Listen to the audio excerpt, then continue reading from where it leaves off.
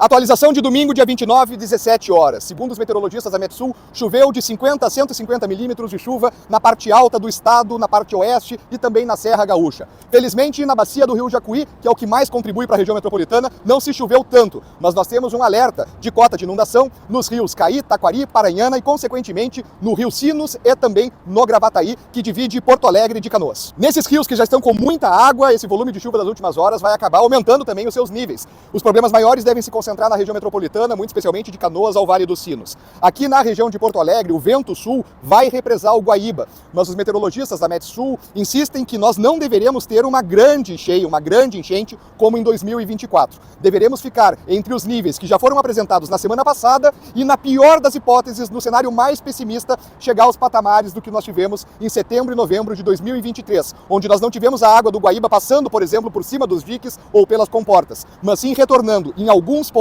pelas galerias e condutos forçados, o que não chega a ser água entrando dentro das casas e das empresas, mas sim causando alguns pontos de alagamento. E Ramiro, e o que precisa ser feito? Pessoal, é óbvio que nós precisamos dragar o Guaíba, dragar o Jacuí, tirar aquela areia toda, combater os ecochatos que não querem que, por exemplo, os mineradores de areia possam trabalhar nas bacias dos nossos rios, tirar a areia, eles vão pagar imposto inclusive para isso, vão fazer um serviço de graça para o governo do estado. E o que pode ser feito para minimizar o impacto, trazer um pouco mais de segurança dentro da cidade de Porto Alegre? Algumas coisas já avançaram. Nós temos um grande projeto em andamento para refazer todos esses condutos forçados e galerias por onde a água do Guaíba entra em efeito refluxo, mas isso é uma obra que demora bastante tempo.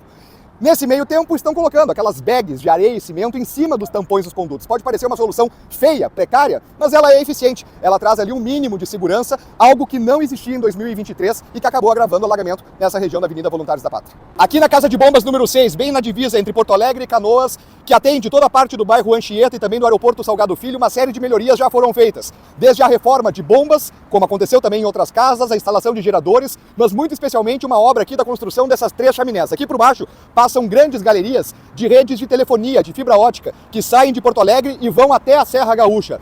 Nessas redes aqui estava acontecendo o retorno da água do rio Gravataí, que entrava para dentro de Porto Alegre e inclusive fazia com que a Casa de Bombas não conseguisse operar devidamente, porque ao mesmo tempo que ela botava água para fora, a água retornava. Isso sobrecarregava a Casa de Bombas e ela não conseguia drenar o bairro. Com a construção dessas 3 chaminés, esse tipo de problema deve ser evitado e isso faz com que o bairro Anchieta e toda essa região do aeroporto Salgado Filho e da entrada e saída da cidade esteja mais protegida. E o meu mandato vai seguir acompanhando de perto, trazendo sempre a transparência e verdade para vocês, cobrando as ações que são necessárias serem feitas, tanto da Prefeitura, Governo do Estado, Governo Federal, também daquelas ações que os tranca-rua do Judiciário e do Ministério Público não deixam avançar, mas vocês podem ter certeza que tem em mim aqui uma voz representando vocês, para que a gente possa cobrar daqueles que têm condições e o dever de fazer essas obras e serviços para trazer mais segurança para o Rio Grande do Sul.